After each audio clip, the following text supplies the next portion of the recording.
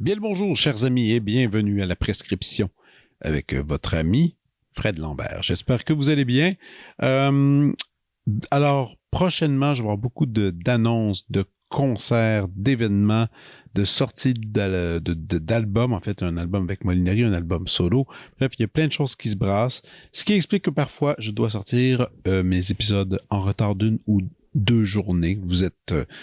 très gentil de m'écrire pour me dire que ce lundi, il n'y avait pas d'épisode. Merci de votre compréhension. Mon horaire est un peu serré, mais je réussis toujours à avoir de belles et bonnes conversations avec des gens inspirants. Et c'est le cas cette semaine avec une fille que je connais depuis l'adolescence. On a fait notre secondaire à la même place.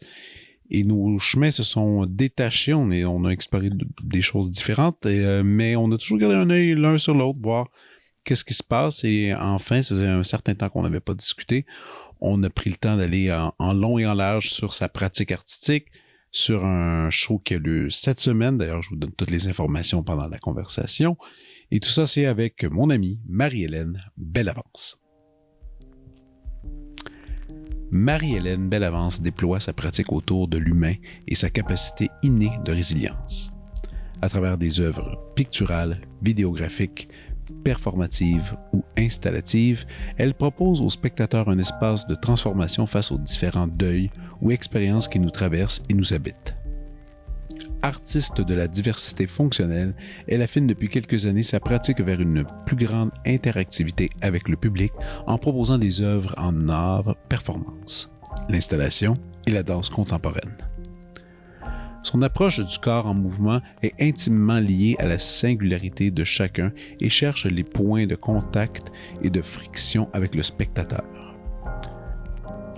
Lors de sa plus récente résidence, Marie-Hélène Bellavance plonge dans la création des installations de dépaysement, les eaux intimes en vue de sa diffusion en janvier et février 2025 à la fonderie Darling.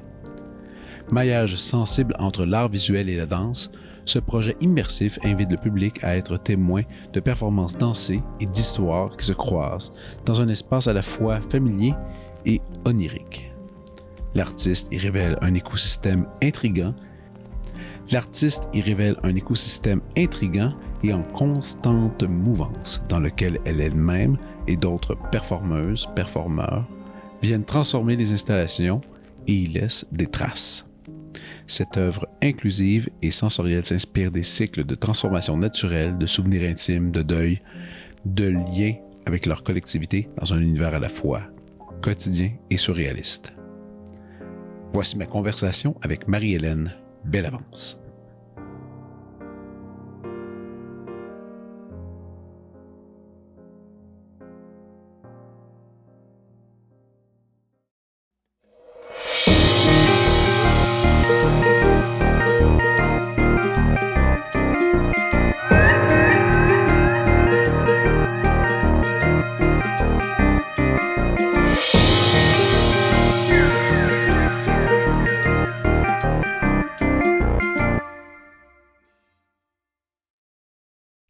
Ça marche. Et voilà, c'est parti. Tu m'entends bien. Aussi facile que ça. Je suis très content de te retrouver. Ben oui. Après de nombreuses années. Nous, on se connaît. En fait, j'ai essayé de plonger le plus loin que je pouvais dans les souvenirs. C'est Joliette. On vient de Joliette. Ouais. Natif. Après, t'étais allé à l'Académie Antoine Manceau une période, non? Non. Même pas. T'as fait tout entièrement à Thérèse Martin? Ouais, à Thérèse Martin. Mais je pense que c'est là qu'on s'est connus. Nous, c'est Thérèse. Ça, je me rappelle complètement de ça. On a étudié, c'est ça, secondaire ensemble. Après, toi, ton cégep, t'es allé aussi non, t'es pas ici. Je suis allée à Québec. T'es allé à Québec, Ouais. mais ensuite t'es revenu à Montréal. Ouais. C'est ça le trajet. Mais on s'est peut-être connus un petit peu à travers le camp musical. Puis, Exact. je pense que c'est des gens proches. Mais moi, j'ai comme un super beau souvenir de toi au camp musical parce que on a le même âge, on était même année, mais il y avait il y avait un été où, finalement, secondaire 5, j'ai travaillé là, j'étais dans les cuisines. Ouais. Puis toi, t'avais fait, moi, je retourne au camp, puis là, t'étais la plus vieille campeuse du camp, mais toi, t'étais allé là pour pratiquer ton piano, prendre le temps. Tu disais, t'étais comme un peu une étudiante à part, si on peut dire. Étudiante indépendante. Ouais. Là, même, il y avait un mot d'ordre que les moniteurs monitrices disaient, on la laisse tranquille. Pas là. vrai? Elle fait ses affaires. Ah ouais? Puis t'étais... c'est drôle. Ouais, je me rappelle encore de ça. Puis moi, je finissais souvent mes chiffres dans les cuisines. Je finissais de nettoyer, puis j'allais te voir, puis on jasait, de plein d'affaires. Ça, je me rappelle vraiment de ça, parce que c'était juste avant que tu partes pour le cégep. Ouais. Donc, Oui, c'est ça. Puis je pense pas que j'étais allée tant que ça au camp musical avant. Parce Vraiment que moi, j'ai pas, commencé... puis je ne le fais plus vraiment, là, mais j'ai appris le piano tard. Je sais. C'était pas comme quelque chose... Mais ça, je trouve ça intéressant parce que l'état, ou devrais-je dire... un état de multidisciplinarité, ça a toujours été comme présent chez toi, tu sais. L'intérêt à plein de trucs. Peut-être qu'on le voit quand on retourne en arrière, parce que je pense pas que j'en étais consciente là, à ce moment-là. Ouais, mais t'étais oui. déjà un peu touche-tout. T'aimais l'art visuel déjà dans ce temps-là. Oui, ça, je me rappelle vraiment de ça. Puis la musique, ça c'est venu après. Puis là, t'étais comme, je vais essayer ça, Et là, à partir de ce moment-là, à partir du cégep, là, on s'est comme perdu de vue. Parce que là, t'es allé faire tes trucs. À Québec, c'est quoi que t'avais fait? C'était art visuel? C'était art visuel, art plastique, là, qu'on appelle. Art plastique, c'est ça. Ouais. Puis ensuite, quand t'es revenu à Montréal, à Concordia, c'était quoi? Au départ, j'avais envie de faire je fallait que je fasse un bac avant, mais je voulais diriger mon programme vers art-thérapie. Oui. Puis finalement... Qui était la place pour ça, en fait. Ouais, donc c'est pour ça que j'avais choisi Concordia. Je parlais pas super bien anglais. Je m'étais dit... Bon, on va faire le bac, ça va m'aider. Je pense que Joliette, c'est peut-être pas une ville où est-ce qu'on apprend à parler l'anglais tant que ça. Donc, moi, je travaillais à Montréal, je parlais pas seul mot. Non, donc, donc j'ai commencé un bac comme pas en art visuel, mais un mix de cours de psycho, cours d'enseignement. J'essayais de construire comme mon bac pour ramasser mes crédits pour la maîtrise, que je n'ai jamais fait. Finalement. Puis après 1 an, j'ai changé de programme. Je suis retournée vraiment juste en studio art, là, qui appelle, donc en art visuel. C'est ça qui me manquait. Mais tu sais, c'est intéressant Concordia pour ça, parce qu'ils ont vraiment des programmes dans lesquels tu peux tricoter un peu ton affaire, tu sais. Il y a aussi liberal arts. Il y a comme... C'est assez libre. Tu sais, là-bas, je trouve. Si t'as une idée en tête, puis que tu veux aller construire, puis tu veux aller chercher tel type de connaissances, c'est possible là-bas, alors que d'autres universités, c'est super rigide. C'est super rigide, puis il faut que tu finisses exactement. Bon. Mais peut-être c'était bon pour toi. Je pense que ça a clarifié des choses, en tout cas, de débuter ce programme-là, puis de finalement me rendre compte que la création était vraiment importante. Ben oui. Puis, là, j'ai tricoté mon programme aussi de différents médiums. Finalement, j'ai touché... j'ai gardé la psycho quand même, ça c'était important. C'est important. Mais j'ai touché à l'estampe, à la peinture, sculpture aussi. Je pense que c'est ça. À toutes sortes de trucs, là, tout en même temps. Ouais. Et ça amène la personne que tu es aujourd'hui avec une compagnie de danse, Corpuscule Danse, que tu co-diriges, si on peut dire comme ça. Ouais, d'une façon. Ça, c'est un truc, on va en parler parce que il y a des shows qui s'en viennent. Il y a aussi une expo qui est liée à ça. Et parallèlement à ça, tu as ta pratique aussi personnelle. Oui. Je me souviens, je t'avais contacté il y a quelques années parce que je voulais t'acheter une œuvre. Pour vrai, je me souviens pas. Mais t'avais l'air dans le jus, t'as fait « Ouais, je te recontacte. » Pas une nouvelle. C'est correct. C'est tant pis pour toi, hein? Non, mais tu sais, moi, j'aime bien, à distance, moi, j'aime beaucoup ça, l'art visuel. Moi, j'ai toujours continué à suivre ce que tu faisais, j'ai vu les expos, tout ça, sans te voir physiquement. Je continue à suivre ça. Donc, cette pratique personnelle-là, que tu réalises à Montréal, t'as un studio pour travailler? J'ai plus de studio. Okay. J'ai eu un studio plusieurs années. Je sais pas si tu connais le milieu un peu, là, c'est les studios Bellechasse sur le 305 Bellechasse qui ont été démantelés finalement.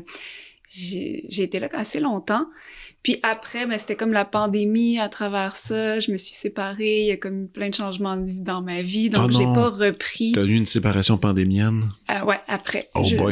Pendant, après, en tout cas. Ouais. Je comprends. Non, mais j'ai eu beaucoup d'amis aussi qui ont vécu ça dans ces eaux-là.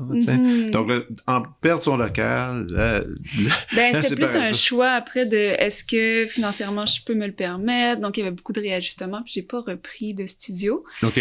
la compagnie de danse prenait plus de place aussi dans ma vie. Puis, on en reparlera peut-être, mais la directrice, France Geoffroy, est décédée en 2021. Donc, tout ça a fait que moi, j'ai repris la direction. Puis finalement, moins de temps en studio. J'aime suivre beaucoup les chemins, je pense. Les choses qui se présentent, Puis sinon, quand tu crées maintenant, quand tu veux te lancer là-dedans, c'est où que tu le fais? Tu le fais chez toi? Je le fais un peu chez moi. Là, j'ai eu la chance, avec le projet dans lequel je performe et j'ai créé l'exposition, d'avoir une résidence à la Fonderie Darling. Donc, c'est comme un cadeau, là, de pouvoir avoir accès à un studio pendant comme quelques mois pour créer. Mais sinon, c'est ça, des résidences qui vont permettre... On en a des belles, hein? On en a des belles au Québec pour les artistes visuels. Ben, faut les avoir, faut appliquer puis les obtenir. Mais une fois qu'on les a, tu sais, j'ai beaucoup d'amis, justement, qui en ont fait, Nicolas Grenier puis Yann Pocro qui fait beaucoup de résidences puis tout ça, puis eux autres, quand ils parlent de ces résidences-là, ils font, tu sais, c'est tellement un privilège de pouvoir être dans des lieux qui sont fabriqués, ces lieux-là, pour des artistes. Bon, c'est vraiment trippant, là. Mais en parallèle, tu continues encore à créer quand même. Tu le tasses un peu, mais t'en fais toujours un peu. Là. J'en fais un peu. J'en ai moins fait dans les dernières années. J'étais avec une galerie avant, donc j'exposais plus régulièrement, mais c'est une galerie commerciale, donc c'était plus dédié à la vente, là, ce qui est correct, mais qui est peut-être finalement moins ce que je cherche maintenant. Ouais, je comprends. Puis, comme la compagnie de danse a pris beaucoup de place, c'est à travers la danse que là, des projets se sont réinsérés. Donc, le projet qu'on présente en ce moment, pour moi, c'est justement un alliage de enfin pouvoir comme mettre ma pratique en art visuel. Absolument. Un maillage avec la danse. Mais d'ailleurs, allons-y, on va plonger tout de suite. On plonge dans ce projet-là. C'est Dépaysement les eaux intimes, qui est une œuvre de Corpus Danse. Corpuscule Danse, désolé. Et peut-être, je pourrais peut-être lire. Moi, je trouve que, tu sais, des fois c'est intense, là, de lire le projet devant l'invité. Mais je pense que je vais le faire parce que je trouve que ça donne... Tu sais, ça donne un peu... On a bien travaillé les coms. Vraiment, vous l'avez fait. Puis, tu sais, je trouve ça cool parce que c'est ça. Tout ça a lieu à la fonderie Darling. D'ailleurs, si vous êtes jamais allé, allez-y, c'est vraiment un endroit formidable. Du 16 janvier au 7 février. Pendant 23 jours, c'est un événement que le public pourra participer. Il y a 4 spectacles au cœur de l'exposition. Il y a 12 après-midi pour visiter les installations. En fait, on peut visiter comme aux heures d'ouverture. Exactement. Tout le temps. Et aller voir. Ça dit habiter l'espace et interagir avec les artistes en pleine performance de transformation de l'exposition. On va parler de ça. Il y a 2 après-midi rencontres avec l'artiste sonore Alexandra Templier pour l'œuvre Murmure du vivant, qui, je présume, habite l'espace quand on visite. Moi, d'ailleurs, je suis pas encore allé. Moi, j'y vais seulement la semaine prochaine, donc j'ai très hâte. Une œuvre inclusive et sensorielle. Je fais la lecture, puis après, on va pouvoir discuter de ça. Exactement. Parfait. Donc, le Dépaysement les eaux intimes veut offrir à tous les publics, incluant les publics de la diversité capacitaire, une opportunité de déambuler librement à travers des installations, d'être témoin de performances dansées et des histoires qui se croisent. La fonderie Darling est un lieu accessible aux personnes à mobilité réduite. Ça, je trouve ça intéressant. Pour les personnes aveugles et semi-voyantes, une équipe de guides accompagnateurs et accompagnatrices sera présente à la représentation du 24 janvier, conviant les publics à une visite guidée et tactile de l'exposition et une conversation avec les artistes après la représentation. Pour les personnes sourdes et malentendantes, une artiste sourde et un médiateur culturel sourd et une interprète LSQ seront... LSQ, pardon. Excuse-moi. J'ai toujours de la misère avec ça. Seront sur place à la représentation du 1er février pour offrir une visite guidée, un spectacle et une conversation avec les artistes en LSQ. Donc, déjà, quand j'ai vu qu'il y avait on peut avoir des personnes aveugles et semi-voyantes qui viennent voir l'exposition, mon Dieu, c'est mal dire. Expérimenter l'exposition. Déjà, je trouvais que j'étais comme très curieux qu'on parle de ça. Allons-y avec... Il y a aussi toute l'exposition en soi. Quand vous l'expliquez, l'idée, le concept était de prendre des histoires du passé, des histoires du présent, mais aussi un peu entremêler tout ça avec la connexion, si j'ai compris, avec notre rapport par rapport à la nature. Moi, c'est comme ça que je l'avais comme compris. Peut-être que je me trompe. Là, il y a beaucoup d'informations dans ce que tu viens de dire. J'ai pris ça, j'ai essayé de le... Je peux recadrer juste cadre-nous ça. Déjà, Corpuscule Danse, qui va en fait expliquer aussi les représentations qui sont inclusives. Oui. Donc, Corpuscule Danse est une compagnie de danse inclusive. Oui. Qui a été fondée par France Geoffroy, donc que j'ai nommé tout à l'heure, qui était une femme quadraplégique. Donc, un peu innovateur de fonder une compagnie de danse quand on est en fauteuil roulant, puis qu'on est à moitié paralysé. Donc, elle a depuis, en 2000, fondé cette compagnie-là, débroussaillé beaucoup, comme ouvert un peu les mentalités par rapport à la représentativité, la représentation des corps différents sur scène. Bien avant que les grands médias ont décidé d'en parler. Je pense que ça s'est fait avec elle est pionnière là, au Québec. Exactement, donc, c'est ça. Mais maintenant, on a une réelle discussion, mais elle avait déjà ce discours-là bien avant. Oui, donc Corpuscule est là depuis 25 ans, finalement. Ah oui. Ça fait pas autant d'années qu'on est aussi présent sur la scène. Mais nous, Georges Nicolas et moi, on a repris la direction à son décès, donc la direction générale et artistique. Puis, elle avait fait un énorme bout de chemin. Par contre, nous, ce qu'on a amené un peu, c'est notre couleur artistique, finalement. Mm-hmm. Donc, de là, le projet qui en découle, qui est notre collaboration, finalement, artistique, danse et art visuel. Ça reste au cœur de la pratique de Corpuscule, de mettre en scène ou de travailler avec des artistes de la diversité fonctionnelle que nous, on nomme. Donc, c'est dit diversité capacitaire, c'est un autre terme qu'on peut employer. Oui, fonctionnel aussi, ça, c'est des mots que je ne vais pas... Mots. Des nouveaux mots. Ouais. On s'est beaucoup questionné sur le langage, comment on en parle, puis pour nous, tu sais, ça a évolué à travers le temps. C'est pas négatif de dire diversité capacitaire, mais on trouvait que ça parle de capacité et d'incapacité, au lieu de parler seulement de fonctionnalité, qu'on fonctionne différemment. Donc, on emploie le mot, nous, diversité fonctionnelle, qui est un peu moins péjoratif, finalement. Je comprends. Mais qui parle plus de la diversité de fonctionner, c'est ça. Exact. Mais c'est correct, là, je pense que c'est à travers le temps que les mots changent, puis on raffine certaines choses, on se questionne. Puis c'est correct, puis c'est sûr que des mots entraînent toujours une sensibilité, là. Et puis ces mots-là et cette sensibilité-là change aussi avec le temps. Avec le temps, tout à fait. Donc, c'est important pour nous de mettre en scène, c'est ça, des artistes de la diversité. Moi, j'en suis aussi, j'en fais partie, on l'a pas nommé, mais... On l'a pas nommé, mais d'ailleurs, je savais pas comment l'introduire. Peut-être que c'est peut-être plus facile si toi tu le dis. Et tu te l'expliques. Oui, mais en fait, moi, j'ai une amputation des 2 pieds, donc depuis l'âge de 11 ans. Donc, ça fait très longtemps. Puis, j'ai développé ma pratique avec ce corps, finalement, qui est différent, mais... qui entraîne d'autres possibilités, amène d'autres possibilités aussi dans le mouvement. Ce que j'ai découvert avec Corpuscule Danse, finalement, qui était pas... J'avais pas comme l'idée de faire de la danse, même si on parle de multidisciplinaire, là. Adolescence, même jeune adulte, c'était pas dans mes projets. J'étais vraiment art visuel ou...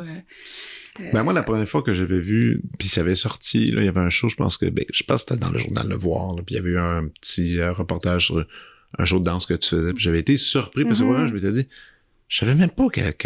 Je savais pas moi non plus que je dansais. C'est comme apparu grâce à France, finalement, puis il y a un intérêt que j'ai eu pour le mouvement, mais c'était plus...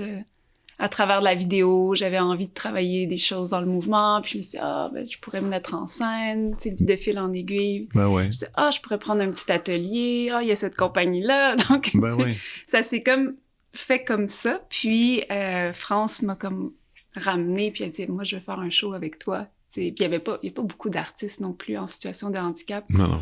Déjà, le milieu de la danse est petit, tu sais, on réduit de plus en plus, tu sais, donc l'entonnoir est... Donc, elle m'avait approchée, puis d'un projet à l'autre, c'est comme ça que j'ai appris aussi, parce que j'ai pas de formation professionnelle non plus en danse. Ça s'est fait... Là, je m'écarte pour revenir après. Non, c'est correct, c'est correct. C'est bon. Ça s'est fait à travers des projets, puis des rencontres, finalement. c'est difficile encore aujourd'hui d'aller chercher une formation en danse quand on est en situation de handicap. Donc, c'est vraiment pas... Mais je connais pas tant de gens qui le font. Tu sais, je connais toi, je connais Jacques Poulain-Denis. Jacques Poulain-Denis. Oui. Mais c'est pas mal tout. Il n'y a pas beaucoup, mais il y a pas d'espace. Tu sais, nous, avec Corpuscule, on offre de la formation, des cours, mais tu sais, c'est à mi-chemin entre la professionnalisation. On n'est pas une école non plus avec le ministère de l'Éducation derrière nous. Non, c'est ça, exact. Mais tu sais, c'est encore difficile d'avoir accès à une formation. Donc, tu sais, puis on parle de situation de handicap physique, mais même pour des personnes sourdes, des personnes aveugles, tu sais, c'est dur là, d'avoir l'accès. Donc, les gens veulent être inclusifs, mais c'est pas, on n'a pas nécessairement les moyens pour rendre le cours accessible, qui n'est pas juste d'adapter pour la personne, mais qui est plus complexe, en fait. Ben, d'être inclusif, tout simplement, puis de donner un enseignement qui est plus... je vais donner un exemple. On parlait des mots. Au lieu de dire, mettez-vous sur vos pieds ou levez-vous, donc appuyez-vous sur vos appuis, je sais. ou juste des fois dans le langage, c'est ça, d'adapter sa façon de parler, mais de la rendre inclusive. Ah, je sais, ouais. Tenir debout, c'est vrai qu'on pense, c'est vrai. on fait pas, puis c'est tous des mots tellement tatoués, dans notre conscience. Même avec France, on disait on va aller marcher, là, mais elle roulait, là. Mais c'est ça. Donc, en tout cas, tout ça, je sais plus c'était quoi notre premier film, mais pour revenir que la danse est rentrée, on a repris la direction, Georges Nicolas et moi, de Corpuscule, et on a décidé de créer ce projet qui est un maillage entre nos deux... Pour être franc, moi, je connais ta pratique. Ouais. La sienne, je la connais pas. Ben, c'est qu'il vient du milieu de la danse. Donc... Lui, il vient plus du milieu de la danse. Oui. Toi, de l'art visuel, mais tu vas... Puis on fait les deux. Georges, j'ai fait un peu d'art visuel aussi. Puis moi, j'ai fait de la danse. Donc, tu sais, finalement... Donc, ça s'entremêle bien, votre collaboration. Oui. OK, c'est pas une personne qui fait juste un truc. Non. Puis, Non, puis la compagnie, on la dirige ensemble. Donc, c'est... Parfait. C'est notre direction artistique. Est-ce qu'il sera sur scène? Il y a des apparitions. Ouais, il y a des apparitions. C'est un peu... tu sais, c'est un spectacle qui est pas sur scène non plus. Non. Donc, c'est l'espace de la galerie qui est... la fonderie, c'est vaste, là, c'est un très grand espace qui a 2 galeries. On occupe les 2 espaces par des installations visuelles. Puis, les danseurs, performeurs sont à travers cet espace-là. Ils vont performer simultanément. Donc, comme spectateur, on déambule, puis on fait des choix. Pour moi, c'était important de... Il y a un fil dramaturgique, mais pas... il n'y a pas une histoire tracée. Donc, c'est un peu... On attrape des fragments, on attrape des moments, puis on décide, comme spectateur, si on veut poursuivre, où est-ce qu'on est avec ce danseur, ou aller voir... Il n'y a pas de pression. Non, il n'y a pas de pression. Puis en même temps, il y a la pression de faire des choix. Non, c'est bon. De choisir qu'est-ce qu'on a envie de vivre comme expérience. Quand t'es allé à la base de la création de ce projet-là, comment ça fonctionne? Je suis juste comme curieux. Est-ce que c'est... On lit des livres, on lit quelques trucs, on regarde des films, on a comme un petit filon, une petite idée de base que t'écris, puis là, ça grossit comme ça. Est-ce que c'est des sessions d'improvisation avec danseurs? Je suis un peu curieux de la technique. Oui. Il y a de tout ça. OK. Moi, je trouve que la création en danse, même en art visuel, ça se fait sur le long terme. Vraiment. Je trouve qu'en danse, je connais... Des fois, en théâtre, peut-être c'est différent. Je suis moins dans ce milieu-là, mais on va travailler sur un projet sur plusieurs années, mais pas de manière intensive. Donc, il y a le passage du temps aussi à travers ça, puis des fois, ça change, puis ça nous traverse, puis on lit d'autres choses, puis ça nous dirige vers comme un chemin plus qu'un autre, vers la création. Mais tu sais, en studio, on va se rencontrer dans des périodes, on va explorer... improviser, tester des affaires, finalement, comme discarter certaines choses aussi. Ouais, qui s'en vont. Moi, tu sais, c'est mon expérience avec différents chorégraphes, ça varie à chacun. De la plus récente, moi, c'était avec Virginie Brunel, puis Virginie, elle construisait tout avec la musique. Puis elle allait pas en studio, je pense, tant qu'elle avait pas trouvé de la musique qu'elle aimait réellement. Oui, mais la musique elle est très présente là, dans son travail aussi. Ben oui, c'est ça. Oui. Et dans votre cas, c'est assez différent parce que vous avez quelqu'un qui a construit la musique. Oui, par après. Il y a comme une conception sonore qui a été faite, mais on n'est pas dans de la musique. Non, mais c'est pas ça qui vient soutenir le travail. On est dans des espaces.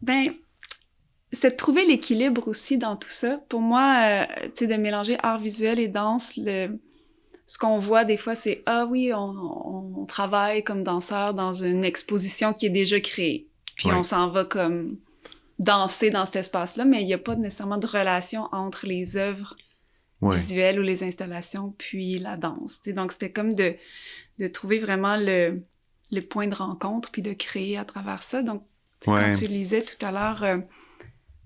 tu parlais des souvenirs. On est parti, en fait, des interprètes. C'est important pour nous aussi de travailler avec les interprètes. Sont pas juste des exécutants, sont vraiment comme des interprètes créateurs dans le projet.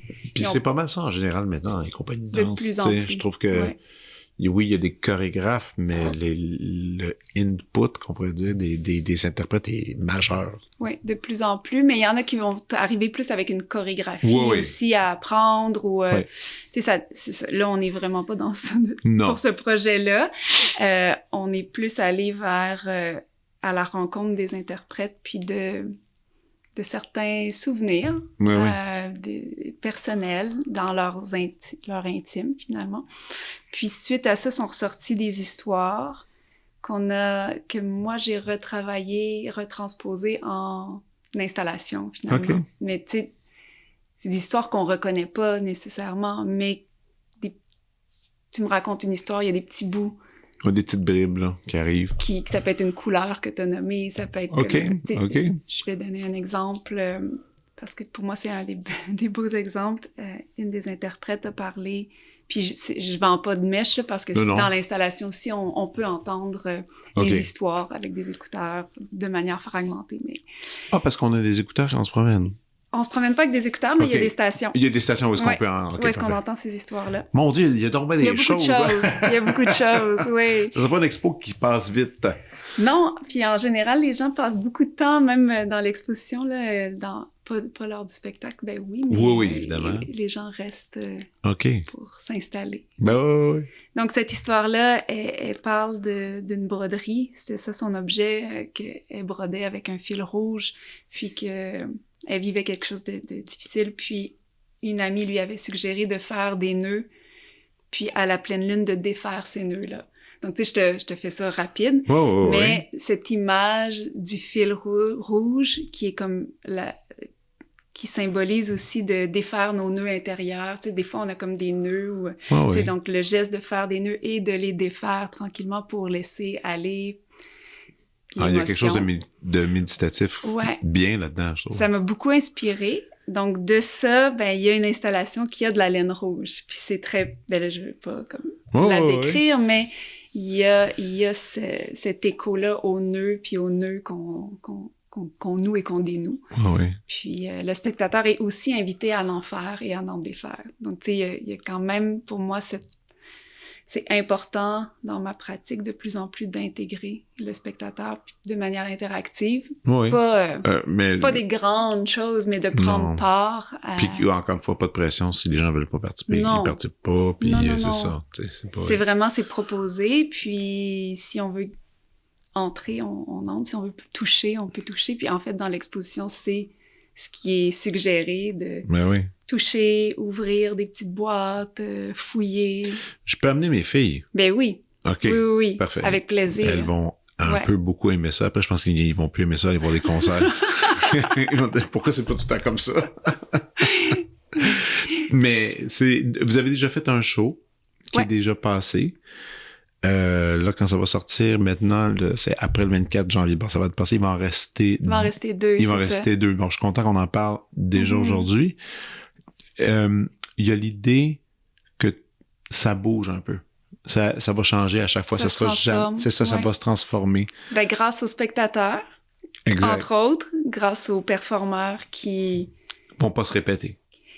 Il y a une structure. Oui. Il y a des choses qui se répètent, évidemment. C'est plus l'espace qui se transforme. Comment? En comment il se transforme? Il y a des traces de ce qui se passe qui restent dans l'espace. OK. Suite à ce que les gens... Je fais quand même un peu de ménage. Oh! Après la première, j'ai fait un peu de ménage. Mais parce que les gens ont énormément participé, mais c'était beau, là. C'était super à voir. Il faut que les autres viennent... Mais il faut que les installations aient quand même du sens pour moi. Tu sais, oui, je comprends. Ça reste une exposition, mais il y a des... Mais je vais pas trop en dire, mais il y a beaucoup d'éléments, il y a beaucoup d'objets dans l'expo, il y a beaucoup de petites choses. Je vais te donner un exemple. J'ai des fleurs en plâtre, puis des petits champignons moulés en plâtre aussi. On peut les réorganiser, il y en a beaucoup. On peut faire un dessin avec, on peut les manipuler, on peut comme jouer avec. Donc, tu sais, il y a des gens qui vont commencer à replacer, puis à redéplacer, puis à recréer comme un motif, tu sais, un peu comme du land art, là, mettons. Ouais, je comprends. Donc, j'essaie de mettre en place comme des choses avec lesquelles on peut s'amuser. OK. Mettons. Fait que s'il y a des traces de ça, c'est sûr que des fois, je vais un peu réorganiser. Puis d'autres vont réorganiser aussi. Ouais. C'est ça. OK, c'est bien cool. Mais écoute, toute l'idée participative comme ça, créative, c'est tout le temps une bonne idée. Moi, je le pense. T'avais-tu vu le show? Je le dis si tu l'avais vu parce qu'il est disponible sur toutes les plateformes. Puis j'en ai souvent parlé. C'est un show de magie théâtrale, on peut dire. In and of itself, ça dit quelque chose? Ça me dit rien. C'est vraiment brillant. Puis c'est un gars, un ancien magicien, si je pourrais dire ainsi, qui vient parler de l'idée de l'illusion. C'est un show super philosophique. Mm-hmm. Puis au milieu du show, il dit il call la shot, il dit où est la personne qui a quitté le spectacle hier soir au milieu? Puis là, il y a quelqu'un qui se lève, qui arrive avec un gros livre, puis il viens en avant. Il dit cette personne-là était là hier. Mm-hmm. Et elle avait, il dit, je lui ai demandé, je lui ai donné un livre, il décrit qu'est-ce qu'elle pense, comment ce spectacle va se terminer. Puis elle va vous lire ça. Puis elle dit, j'ai besoin d'un autre volontaire qui est prêt à partir puis qui va faire le même travail avec ce bouquin après. Mm-hmm. Puis ça faisait que il a fait la run pendant 4 ans. Dans le livre, il est comme, puis c'est pas truqué. Ouais. Les gens s'en vont, puis ils payent le billet, la production payait les billets, tout ça. Puis ça donnait une partie du show, d'écouter la personne, qu'est-ce qu'elle pense que c'est. Puis ça amenait des pistes, ça amenait l'imaginaire au bout, là, tu sais. Par ces interventions-là, je trouve que c'est tout le temps agréable, puis encore plus quand t'as un espace que tu peux comme manipuler puis c'est déroutant pour bien des gens. Moi, j'espère que les gens qui nous écoutent vont aller voir ça parce que c'est pas offert si souvent que ça au Québec, je trouve, des shows comme ça. Ouais, je sais pas, on manipule pas tant, on inclut. Des fois, oui, on a de la place là, comme spectateur, puis moi j'aime ça, là, toujours comme... Il y en a qui aiment moins ça aussi, mais c'est pour ça qu'on le fait de manière délicate aussi. Tu sais, on n'impose pas parce que j'ai déjà vu aussi des spectacles que c'est un peu plus imposé, puis là, t'es au milieu de la scène, puis t'as pas le goût d'y être. Ben moi, ça me fait plaisir, mais il y a des gens qui disent « Moi, je vais pas voir ça, c'est sûr. Je vais pas me retrouver on stage. » Donc, c'est ça, comment trouver l'équilibre là-dedans. Ouais. Là, même aujourd'hui, il y a des gens qui peuvent aller, en ce moment qu'on se parle, la fonderie est ouverte, je pense. Il y a des gens qui peuvent aller, qui sont là. C'est ouvert tous les jours, sauf les lundis, mardis. Les lundis, mardis. C'est fermé, mais sinon, c'est ouvert de midi à 7h le soir. Ça faisait combien de temps que tu travaillais là-dessus pour aboutir? Ben, comme je te dis, c'est ça. On a commencé il y a peut-être 4 ans à faire « on va faire un projet de danse. » Puis tranquillement, je dis « peut-être je pourrais faire la scéno. » Tu sais, c'était pas... C'était comme même pas une expo, là. C'était plus... Mais 4 ans, quand même. 4 ans, mais, tu sais, on s'est rencontrés pendant la pandémie-ish, qu'on pouvait pas se toucher ben, c'était masqué. Tu sais, on parlait du projet. Fait que, tu sais, ça a comme évolué. On s'est pas vu pendant des 8 mois, des fois, là. Tu sais, mais ça, je trouve ça beau. Moi, j'aime ça travailler avec plusieurs projets en même temps qui évoluent à leur façon, là. Mais tu sais, on a une autre... Avec Corpuscule, on travaillait sur une pièce jeune public en même temps que ce projet-là. Tu sais, donc, c'est vraiment 2 univers. Moi, j'ai fait aussi une installation que j'ai présentée à Joliette. Au musée. Pas au musée, à la Maison Lacombe. C'était une installation dans les jardins à l'extérieur. Donc, j'ai travaillé là-dessus aussi. Ah ouais, OK, donc lumière, son, puis tous ces trucs-là un peu. Plantes, végétaux. Et végétaux. Tout ça. Ah ouais, à la Maison Lacombe, là, c'était dans les jardins à l'extérieur. Tu fais du jardinage? Ben oui, beaucoup. Et, je vais peut-être t'amener mettre le doigt sur quelque chose que tu fais pas. Ah oui, mais de jardinage, je sais que j'ai le droit de dévoiler que tu as un endroit de nature que tu as mis dans la à Saint-Côme, que je t'envie. Moi aussi, je m'envie. Terriblement, parce que c'est un de mes coins préférés de la Nodière. On va toujours en vacances en famille, là, parce que j'aime trop ce coin-là. D'ailleurs, les gens de Saint-Côme, ils savent-tu que t'es là, que t'es une artiste? Parce que, tu sais, il y a tellement d'artistes qui habitent là. Je suis pas sûre. On est assez... T'es encore discrète, hein? Ouais, c'est ça. Parce qu'il y aurait des collaborations, je suis certain que les gens peut-être que tu connais plus que moi. Je connais pas mal de monde là-bas. Je pense que quand je suis allée à Saint-Côme, on a acheté juste avant la pandémie, là, en 18-19. Puis j'avais juste besoin de vivre de la nature avec les filles qui étaient plus petites à ce moment-là. Ah, donc toi, ta pandémie, tu l'as passée pas mal à Saint-Côme. Ouais. Je suis jalouse. Ben, j'étais là. Sauf qu'il y avait la séparation. Ouais, OK, moins le fun. Ouais, j'avoue. Mais moi, j'étais à Saint-Côme pendant la pandémie. On avait loué un petit chalet juste pour le fun. Et là, c'était à ce moment-là que le gouvernement avait comme... C'était juste après les fêtes, puis il avait fait OK, pas de retour en classe, fermeture des garderies. Puis on avait appelé, puis on avait réussi à garder. J'allais pendant, écoute, je sais pas combien de temps qu'on habitait là. Puis là, quand on est venu à Montréal, là, on pleurait, là. On voulait pas retourner à Montréal. On était bien. Là-bas, il y avait de l'espace. C'était du ski de fond. Tout ça. Puis c'est un endroit tellement formidable.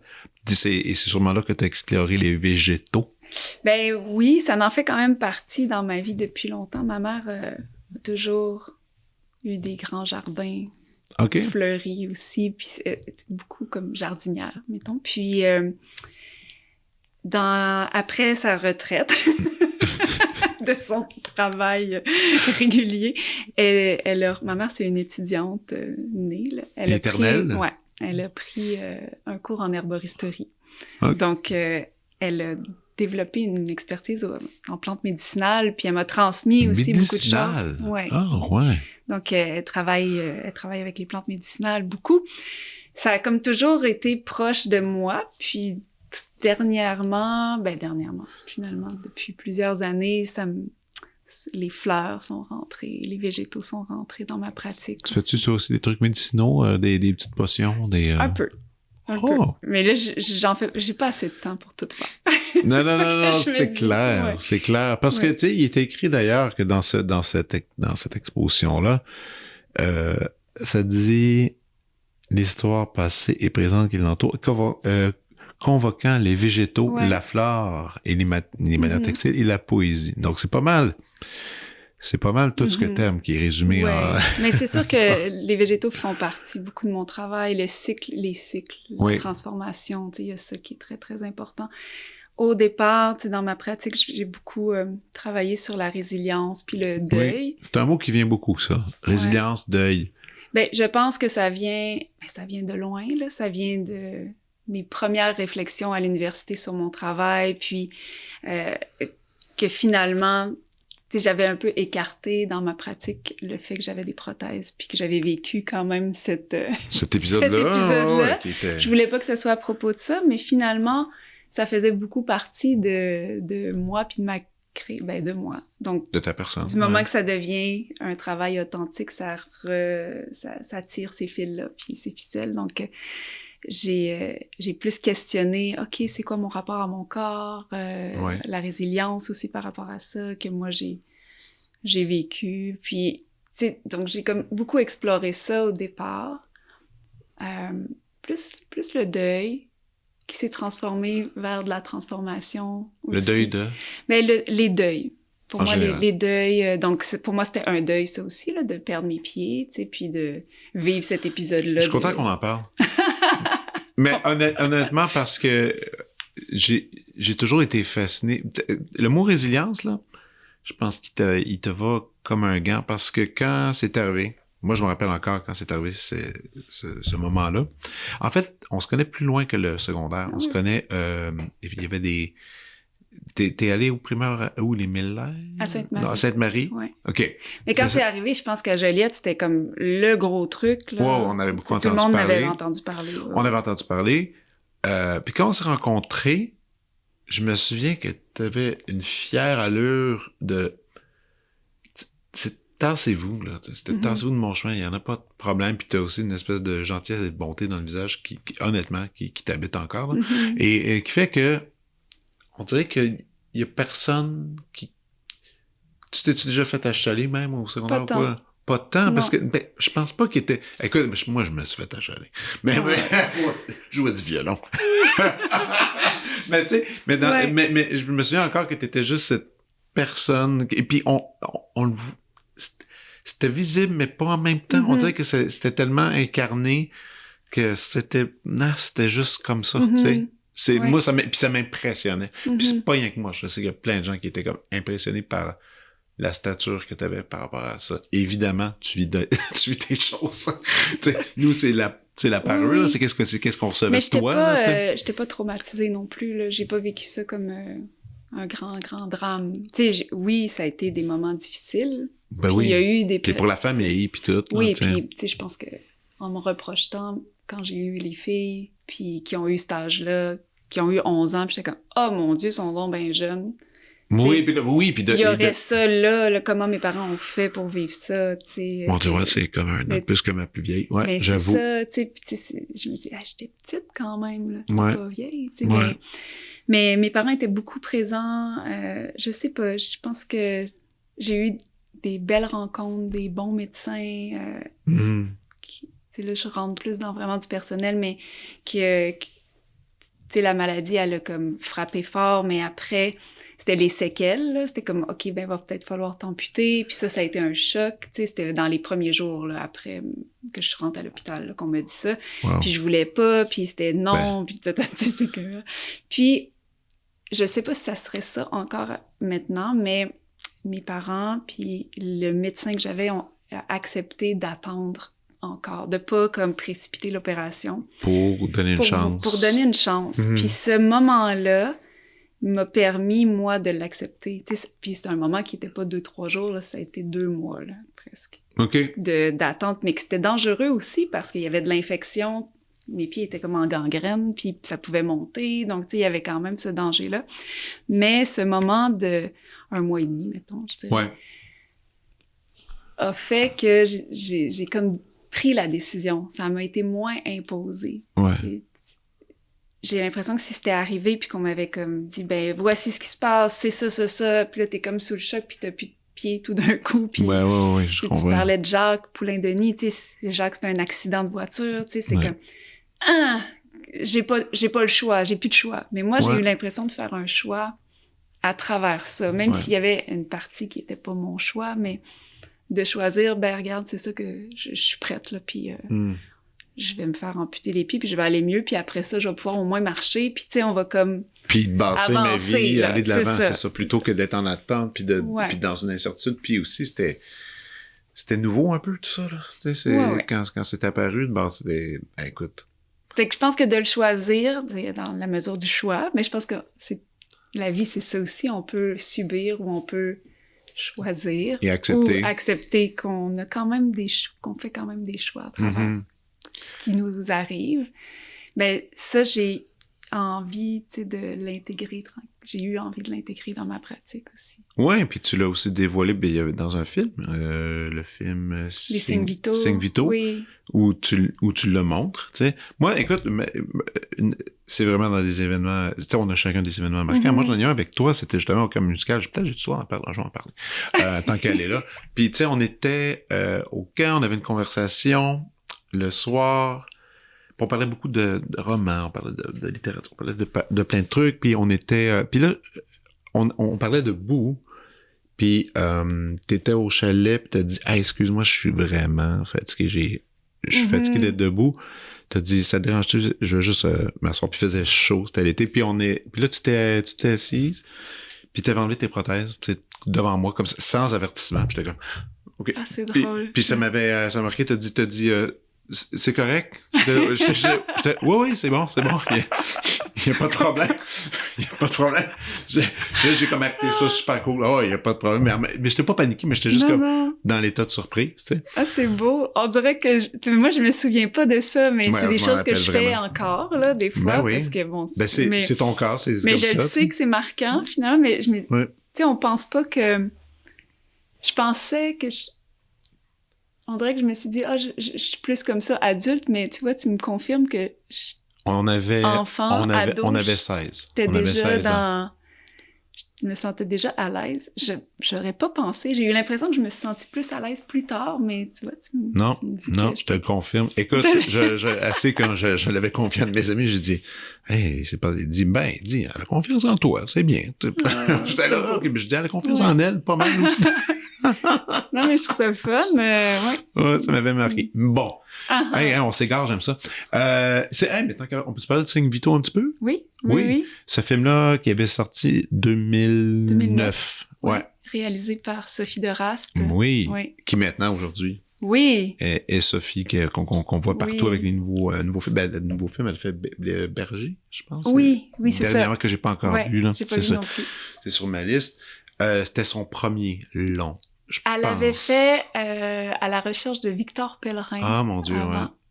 Qui était comme un docu-fiction. Ouais, c'est ça. Que ça nous mélangeait sur est-ce que c'est vraiment un documentaire. Ouais, c'est ça. Sophie, elle travaille aussi. Elle va dans différentes zones. Dans cette zone-là aussi, avec des non-acteurs. Ben là, je sais plus si elle le fait encore. Mais écoute, des fois, elle le fait, je pense. Mais là, dans Signe Vito, moi, ça m'avait bien épaté parce que, premièrement, tu as vu que ton nom était à l'affiche. En plus, c'était avec Francis Ducharme, que j'adore Francis. Bon, moi, j'ai fait, là, c'était un 2 pour 1. Super bon film qui est encore disponible sur toutes les plateformes. Je sais pas. Ouais, sur les iTunes et etc. De mon jeune temps. De ton jeune temps. Non, mais... Première expérience de cinéma. Ouais, la seule, en fait. Ah, ça dit que t'en as refait en 2021 un court-métrage. Je dis ça de même. Oui, mais la seule, Mais c'est un long métrage, là. Là, c'est un long métrage avec du texte puis un personnage. T'avais aimé ça? Ouais, vraiment. Ouais? Vraiment beaucoup. Ouais. On te rappelle pour du cinéma, tu dis oui? Oui, je pense que oui. Ouais? Oui. Et encore une fois, pas de formation d'actrice. Moi, non, ou je me trompe. Ça paraît zéro. J'étais comme, OK, super aisance. Et le sujet, comment Sophie était arrivée vers toi pour ça? Elle avait vu un spectacle de danse que j'avais chorégraphié, mais c'était pas le spectacle de danse qui l'avait marqué. Elle m'avait dit plus tard, c'était le salut. Le salut? Parce que à la fin du spectacle, dans le spectacle, des fois j'étais debout, puis des fois j'étais sans prothèse. Ah, OK, ouais. Puis au salut, j'étais à genoux. OK. Puis mes partenaires se sont mis à genoux à côté de moi pour faire le salut. Puis elle a trouvé ça très touchant.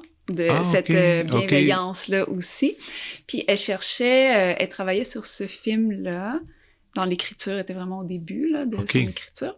Puis elle cherchait un personnage avec une particularité, puis en fait, c'est ça qui s'est passé. Là. Mais donc, quand elle t'a trouvé, elle l'a écrit en sachant que t'étais... Oui. Ah, ça, c'est ça. C'est un pas pire luxe. Fait que tu sais, c'est quand même... C'est un rôle qui est proche de moi, là, qui me ressemble aussi. Puis oui, c'était ce personnage-là de Simone, mais je me sentais pas si loin dans la personnalité aussi. Elle avait ses fantômes à elle, là, puis son histoire à elle, mais tu sais, j'avais pas l'impression de jouer j'avoue que non. Complètement autre chose. Puis il y a des gens qui m'ont dit « Ah, mais là, je te reconnais vraiment, là, même dans tes expressions. » Puis Sophie nous laissait aussi de la latitude dans... mais maintenant que tu le dis, c'est vrai, là. Mais oui, c'est ça. Il y avait le drame écrit, là, en tout cas, dirigé par elle. Puis même Francis, je trouvais qu'il s'incarnait bien. Tu sais, Francis, il est un comédien qui a pas de bon sens, qui peut faire n'importe quoi. Puis quand on commence à le connaître un peu, quand il en dévoile un peu, pour vrai, c'est rare. Mais je trouvais que ça ressemblait aussi à lui. Je sais pas si c'était peut-être l'ambiance du tournage aussi, avec Sophie. Who knows? Mais en tout cas, l'appel est lancé. Alors, il peut y avoir une possibilité de retour au cinéma ici en ce moment, pourquoi pas. Tu disais tantôt que tu aimes ça faire un paquet de projets en même temps. Ouais. Bon, là, il y a celui-là qui est demandant puis qui s'étire, qui se termine le 7. Mais il y a d'autres affaires. Les choses se nourrissent entre elles pour moi. Mais qu'est-ce que tu fais d'autre en ce moment? Qu'est-ce que je fais d'autre? Là, j'en fais moins. Okay. Mais je suis supposée, là, j'ai eu moins de temps, mais j'ai commencé à travailler avec mon père sur un livre d'artiste. Un livre d'artiste? Ouais. OK. Mon père a le Parkinson depuis longtemps, depuis comme 20 ans maintenant. Là. Oh! Puis, il est assez avancé dans la maladie, mais il est encore... il y a des bons moments encore. Mais tu sais, il y a eu des années, l'année dernière, c'était un peu plus difficile. Tu sais, il y a des... C'est ça, le Parkinson, c'est quand même une maladie dégénérative. C'est pas toujours évident. Puis, il a commencé à écrire de la poésie il y a 1 an et demi. Comme ça. Mais il a décidé d'écrire de la poésie. Mon père qui écrivait pas de poésie. Puis, il m'a envoyé ça, me lu ça, puis dit « peut-être tu pourrais illustrer ». Fait que, tu sais, ça a comme commencé comme ça, puis je disais « ça pourrait être intéressant de faire une collaboration ». Là, c'est sûr que dernièrement, on y a moins touché. Ouais. Puis lui vit aussi des choses, il a testé des nouveaux médicaments, donc tu sais, on va tranquillement dans tout ça. OK. Mais je trouvais ça beau de partager ça avec lui, ce moment-là. Puis comme évidemment mon travail est aussi en lien avec la résilience, les deuils, la transformation. Oui, il y a quelque chose de lié à ça, évidemment. L'acceptation, donc OK, ça c'est le fun. Puis c'est aussi le fun de voir, d'ouvrir une fenêtre sur l'intimité de ton père, ou du moins de ses pensées qui se transmettent à travers cette poésie-là. Oui, de rencontrer nos parents autrement aussi. Ça, c'est le fun. Moi, mon père est dans un projet d'écriture en ce moment aussi. Mais ça, c'était intéressant. C'est ma sœur qui a trouvé ça pour Noël. On lui a offert. Écoute, c'est l'intelligence artificielle. C'est intéressant. C'est un concept nouveau pour les gens qui veulent écrire un livre sur leur vie. Mais qui ont envie d'être guidés un peu et qui n'ont pas d'expérience dans l'écriture nécessairement. Donc, lui, comment il y a un AI qui lui envoie, je sais même pas combien de questions par semaine. C'est intéressant. Donc, il envoie une grosse question sur la vie. Puis là, il peut répondre aussi long qu'il veut. Il prend la question, il va écrire dessus. Il envoie ça à l'AI. Ça reste là. Le AI continue à lui envoyer une question par semaine, je pense, pendant 1 an. Puis après, le AI va prendre tout ça, puis il va faire un livre. Ah, wow! Un bouquin basé sur la façon d'écrire, les propos, puis à essayer d'arrondir un peu plus sans changer les faits. Oui. C'est juste pour donner, pour en ça étoffer. Puis mon père a dit, j'aimerais ça avoir un livre pour donner à mes petites filles, puis tout ça, sur qui il est. T'sais. Mais je pense que je vais proposer ça à mon père.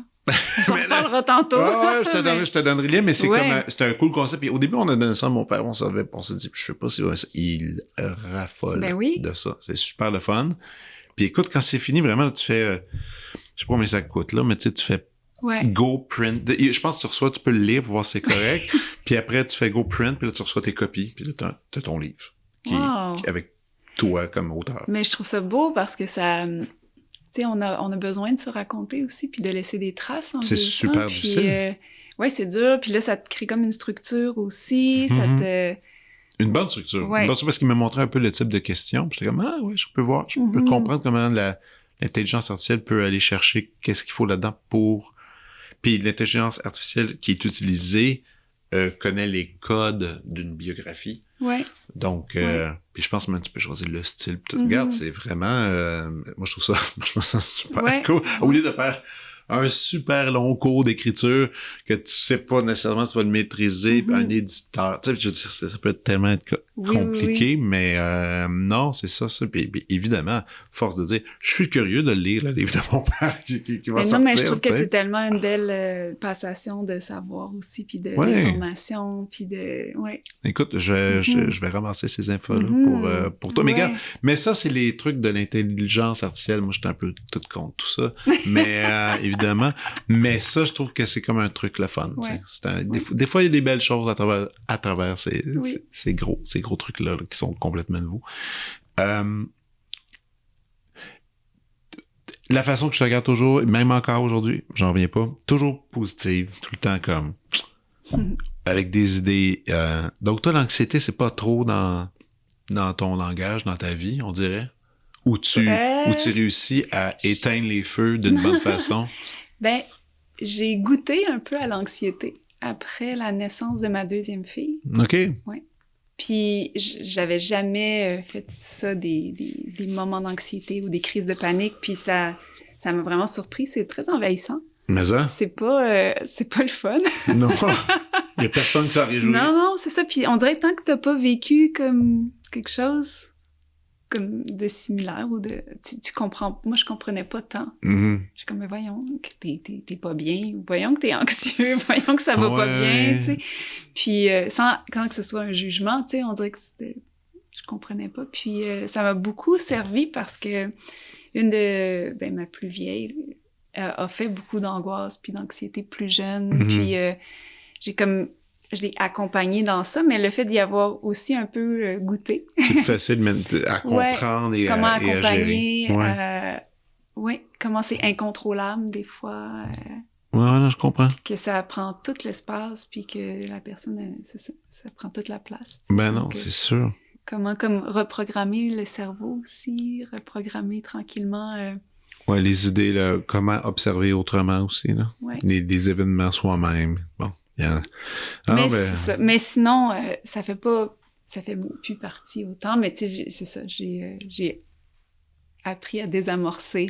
Tout ça. Cool. Ouais. On arrive au moment du segment dans mon show dans lequel on parle un peu d'œuvres marquantes. Ouais. T'as-tu une petite liste? Je vois que t'as aucun papier. J'ai un papier dans mon sac. Je te laisse aller le chercher. Je pourrais, oui. Pour bien dire les noms. Ouais. J'ai fouillé un peu, là, j'étais comme, OK, qu'est-ce que je dis? De quoi je parle? Faut que je sois variée. Ben, tu peux être ce que tu veux, hein, c'est ça. Mais, OK, je vais aller chercher mon papier. Pour pas gâcher le nom. Non, puis je comprends tout à fait. On veut rendre honneur aux gens qu'on aime, là. OK, je savais bien qu'elle allait avoir un beau papier avec une belle main d'écriture. Excellent. J'ai quand même, finalement, plusieurs livres. Go! Mais je me disais, là, c'est peut-être trop de livres, puis je lis pas tant que ça, en plus. Mais on dirait que ça m'a marqué, les livres. J'adore. Un livre, tu vois, on va retourner dans les plantes. OK. C'est « Tresser les herbes sacrées ». OK. En anglais, c'est « Breeding Sweetgrass ». Puis c'est Robin Wall, là, c'est là que j'ai la misère, Kimmerer. Kimmerer. OK. Qui est une chercheuse en biologie des Premières Nations, donc qui est issue de la nation Potawatomi. Potawatomi. Oui, aux États-Unis. Puis c'est un livre que j'ai lu il y a quelques années, qui est magnifique, en fait. On parlait du langage des végétaux, là. Ouais. Comment reconnecter aussi avec la nature, puis avec l'histoire que portent les végétaux en eux. Finalement, c'est sûr que, on est dans les Premières Nations, puis leur culture, donc elle partage ça, mais d'un angle aussi scientifique, puis des réflexions, des questionnements autour de ça, de la dualité aussi qu'elle a peut-être vécu aussi à travers ça, d'être une scientifique, mais d'avoir aussi des récits dans sa culture qui sont juste au niveau de je sais pas comment dire, du ressenti ou de l'écoute de la nature ou du territoire. Donc ça m'a beaucoup marqué, ce livre-là. Puis, elle parle de comment...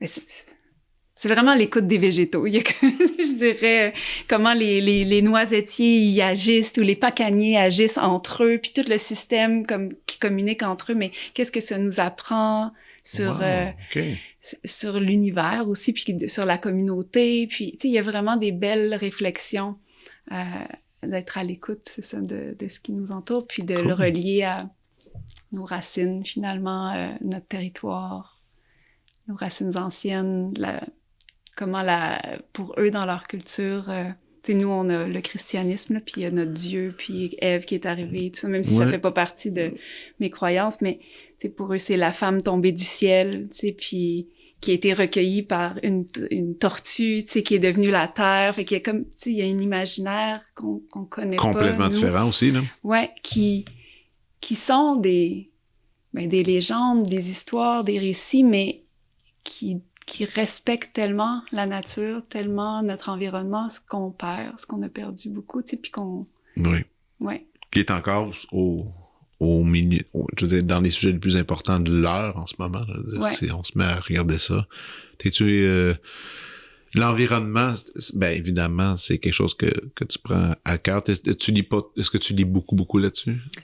Dans les nouvelles, tout ça? Non, je lis pas, je regarde pas les nouvelles. Félicitations. Tu fais mais bien. non, mais des fois, j'ai honte parce que... Non, mais moi avant, j'avais ce sentiment-là, moi aussi, de honte de pas lire les nouvelles. Puis là, ça fait... j'ai décidé que pour 2025, j'essayais de le faire le moins possible. Okay. Ça va bien. Ça va bien. Mais oui, parce que tu sais, on dirait que ça m'affecte beaucoup. Ouais. Puis je le vois, là, ma plus jeune, tu sais, hier soir, elle pleurait, puis elle me disait, avant de se coucher, elle disait, maman, je sais pas, je suis bien dans ma vie, mais le monde va pas bien, tu sais, puis elle a 12 ans, puis elle était comme... Mais j'en comprends. Elle trouvait ça dur, puis elle dit, je vois pas comme... Puis c'est parce que ça parle des nouvelles aussi, tu sais, elle entend plein de choses, Trump, elle me parlait des présidents, elle dit, tu sais, l'être humain, il a détruit tout. Puis là, j'essayais comme de ramener des belles choses aussi, tu sais, pour pas la laisser dans tout ça, mais tu sais, c'est super triste. Puis donc c'est ça, je sais que moi, je me focus moins sur ça. C'est peut-être un peu comme je me mets la tête dans le sable, tu sais, je pense pas que... J'essaie de le faire à petite échelle après, comme... à mon échelle à moi, qu'est-ce qui est le respect de la planète, puis... Ouais, je suis d'accord avec toi, puis c'est peut-être la meilleure façon de faire aussi, puis c'est aussi, tu sais, comme... Je parle avec des amis, je dis, tu sais, lâchez vos réseaux sociaux, va te promener, va prendre un café avec quelqu'un, va genre, tu sais, reste... En fait, peut-être qu'en ce moment, c'est peut-être le meilleur moment pour être le plus connecté à sa communauté, tu sais, à son entourage, à ses voisins, tu sais. Dans ce temps-là, ça va quand même pas si pire, tu sais. Mais c'est vrai qu'il y a des drames, c'est vrai qu'il y a toutes sortes de trucs. Oui, mais c'est sûr qu'après, c'est là. ça, il se passe, mais je lui disais, il y en a toujours eu aussi, il faut quand même faire confiance. Et c'est vrai aussi, il y en a toujours eu. Ouais. OK. Ouais, j'arrête avec ça. Mais oui, c'est ça. Donc ça, c'était... Une suggestion de lecture qui venait, là, c'est ça, tantôt, l'autre fois qu'on s'était parlé, tu m'as dit, ça peut partir dans pas juste des trucs en or, puis j'avais comme envie de parler de Gourmet sauvage. OK. Qui est en fait, cette suggestion de lecture, Tresser les herbes sacrées, vient de la directrice, si on peut dire, la fondatrice de Gourmet sauvage, qui est Ariane Paré-Le Gall. C'est une entreprise familiale son père, qui était comme un coureur des bois, finalement, qui fait de la cueillette sauvage, a créé... il y a plusieurs années, puis elle a repris l'entreprise familiale avec son conjoint. Ça part au départ de vraiment un organisme qui vend des produits boréales, qui offre aussi des formations en cueillette, donc de découvrir le territoire puis de savoir quel genre de mauvaises herbes on peut manger, qu'est-ce qu'on trouve dans le bois il y a pas juste des champignons, il y a les champignons sauvages, mais il y a aussi plein de végétaux qu'on peut qu'on n'est pas utiliser, qui sont pas nécessairement pour leur vertu médicinale. Ça, elle en parle aussi, puis il offre des formations, elle a ouvert un peu plus, mais c'était vraiment lui au départ, le père, ce qui se mange, ce qui se consomme, puis qu'est-ce qu'on a comme alimentation derrière chez nous, dans notre bois. C'est une entreprise qui est vraiment en plein essor, là, maintenant. OK. Je vais regarder ça. Gourmet sauvage. Gourmet sauvage. OK, mais je connais pas. Donc... ça me touche beaucoup, cette entreprise. Donc, ça, c'était mon autre choix. Ensuite, je vais y aller en art visuel pour pas rester juste dans des... oui. J'ai mis, puis ça fait longtemps, c'est David Altmedge. Je sais pas si... Oui, tu connais. Mais j'ai travaillé avec lui. Pour vrai? Oui, on a fait une installation ensemble. Est-ce que je dis bien son nom de famille? Oui, OK, parfait. Très bien dit. Et à l'UQAM, avec le Quatuor Molinari, Pierre Lapointe et David et une équipe, on a monté une espèce de sculpture dans laquelle on était dans la sculpture. Donc, les gens sont venus. C'était un show un peu comme toi. C'était un show. C'était 2009, je crois. Et on avait travaillé à Montréal là-dessus. On avait eu un compositeur, Yannick Plamondon, qui avait écrit. Émilie Laforêt chantait. Pierre chantait. On avait des cristaux collés sur nous autres. Oui, puis nous-mêmes, écoute, j'ai passé beaucoup de temps avec David, avec Pierre. Le soir, j'allais à l'UQAM puis à la salle d'exposition ici, puis on collait des affaires, il nous disait quoi faire, il nous donnait de la pâte à modeler, on mettait des trucs, on a monté ça pour peut-être dans le show, puis 2-3 semaines après que le show était fini, on est allé à New York voir l'inauguration de 3 œuvres qu'il avait fait, là, c'est toujours des gros morceaux. Là, mais mais c'est magnifique, là, son travail. Ah, il y a pas de bon sens. Là. David, j'adore. C'est un univers. Là. Oui, c'est ça, mais j'aime ça me parle beaucoup pour moi, là, ce qui est le croisement entre ce qui est beau puis ce qui est cauchemardesque aussi. Ouais. Tu sais, puis, et les végétaux, beaucoup de végétaux. Mais la flore, les bouts de cristaux, tu sais, il y a tellement d'éléments. Ouais. Puis en même temps, il y a comme des choses un peu grotesques aussi, puis Absolument. que j'aime beaucoup ce croisement-là. Ouais, cette ligne fine, parce qu'il le fait vraiment bien aussi, là, tu sais, ça pourrait ne pas être... En plus, il contrôle la symétrie, je veux dire, il contrôle tous les angles et tout ça. Puis, il m'avait dit une phrase marquante. On se promenait, on regardait une exposition ici des étudiants. Puis, il disait, ouais, ça c'est bien. Puis, il passe devant quelqu'un, il fait, ah, ça c'est bien, mais cette personne-là, elle n'a pas encore trouvé son matériau. Mais ça s'en vient. Puis j'étais là, j'observais qu'est-ce qu'il a dit. Qu'est-ce qu'il dit? Il dit, toute l'idée de la créativité, comment c'est mis devant nous, là, c'était de la sculpture, tout ça. Il dit, c'est super bon, mais cette personne n'a pas encore trouvé le bon matériau. Mais il dit, quand ça va arriver, ça va être pas pire. J'étais comme, ah, OK. Moi, je prenais des notes, là. J'écoutais ça. Mais là, il est rendu loin, là. Il est-tu encore à New York? Je sais pas s'il est à New York, mais... Je suis pas, tu sais, j'ai pas suivi son parcours. Il y avait son studio dans Queens, où est-ce qu'il travaillait. Tu sais, il y avait comme des employés à temps plein avec lui. Mais tu sais, c'est parce que lui, c'est comme un peu fou, parce que dès qu'il sort un gros morceau, il est vendu instantanément. Il vend tout. Avec ça, il génère les prochains projets. Mais ça coûte un prix de fou, New York, là. Faire de l'art à New York comme ça. Ouais. My God. Mais fascinant. Il y a beaucoup de livres sur David qu'on peut trouver, puis pour voir ses œuvres, tout ça, puis sur Internet. Mais oui, David Admej, un incontournable. Que tu connais bien, en plus. Un incontournable au Québec. J'ai un autre livre. Là, je sais plus si je peux te nommer plein d'autres affaires. Vas-y.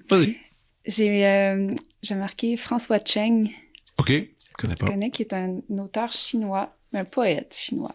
OK. Donc, sa poésie m'a beaucoup inspirée, touchée. Je l'ai découvert à travers une chorégraphe, Lucie Grégoire, qui utilise beaucoup la poésie de François Cheng dans sa création. Puis, c'est des images tellement fortes, mais encore une fois, il y a beaucoup de nature. C'est beaucoup relié à la pensée chinoise, mais aussi la nature comme...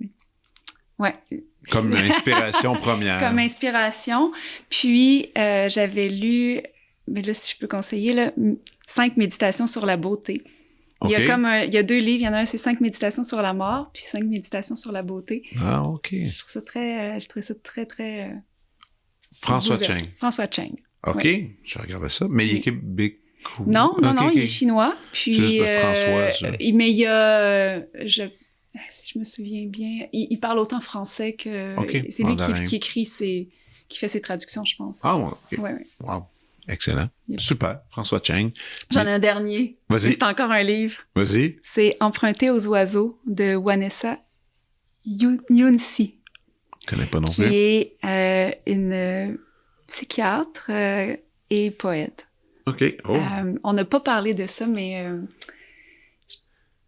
je travaille aussi avec une chorégraphe qui fait des danses, c'est beaucoup de choses d'informations en même temps, mais qui travaille avec des personnes en CHSLD. Donc, elle a monté plusieurs années un projet qui s'appelle Mouvement de passage. OK. Cette chorégraphe amie s'appelle Ariane Boulet. Elle est dans notre spectacle aussi. OK, c'est bon. Mais elle a sa pratique à elle, puis elle va à la rencontre des personnes âgées dans les CHSLD. Son équipe, en fait, de danseurs qui fait des visites. Des visites dansées. Des visites dansées. Donc, c'est vraiment une rencontre sensible. Puis, elle m'avait suggéré cet auteur qui est psychiatre, qui travaille dans les milieux hospitaliers aussi, mais qui écrit de la poésie. ce livre-là, Emprunté aux oiseaux, c'est comme un dialogue entre elle et sa grand-mère qui est atteinte d'Alzheimer. Donc, c'est une poésie à la fois elle qui écrit sa poésie. Qui est dans une forme de dialogue presque. Ouais, il y a des moments en italique, il y a des fois des paragraphes, des strophes que c'est des mots de sa grand-mère. Okay. J'ai trouvé ça vraiment très beau, cet alliage. Tu t'inspires beaucoup de la beauté, j'aime ça. C'est le fun, ça. Mais la beauté à travers des choses difficiles aussi. Pour moi, elle est dans ça, la beauté aussi. Ouais. Puis avec Ariane, on en parlait parce qu'elle est dans les milieux aussi hospitaliers. Elle travaille pour... Et c'est dur. Elle fait de l'accompagnement en fin de vie. OK. Puis tu sais, il y a comme... à travers la mort, à travers tout ça, il y a quand même tellement de beauté, mais c'est dur à dire, là, parce qu'il y a comme beaucoup de souffrance aussi, puis de perte, mais tu sais, il y a comme... Ça me fascine, en fait, moi. Ça m'a toujours fasciné, ça. Je comprends. Puis ça croise ma pratique autant dans les cycles, les végétaux, les transformations que dans l'être humain que je trouve fascinant. Mais ça. Toujours. Hey! Oui, c'est ça. C'était super, ça.